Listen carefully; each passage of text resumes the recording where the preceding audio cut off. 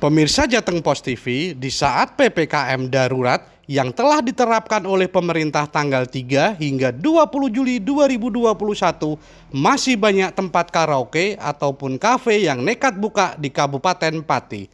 Para pemilik mencuri-curi waktu untuk membuka usaha mereka tanpa mengindahkan peraturan yang ada.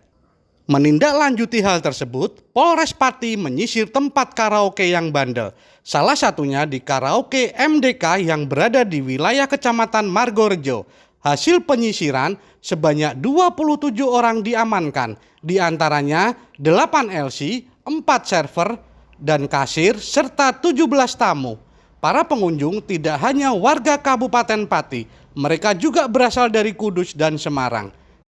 Kabak of Polres Pati Kompol Sugino pada Minggu 11 Juli 2021 mengatakan pengusaha karaoke tersebut menyiasati saat tim sudah kembali patroli sekitar pukul 24.00 WIB atau pukul 01 WIB barulah mereka buka. Merasa aman, mereka buka sampai pagi di saat petugas istirahat.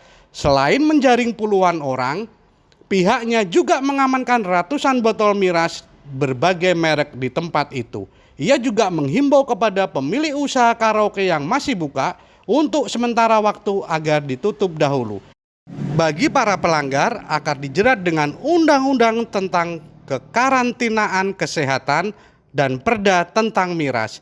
Agus Rianto, Jateng Pos TV melaporkan dari Pati, Jawa Tengah.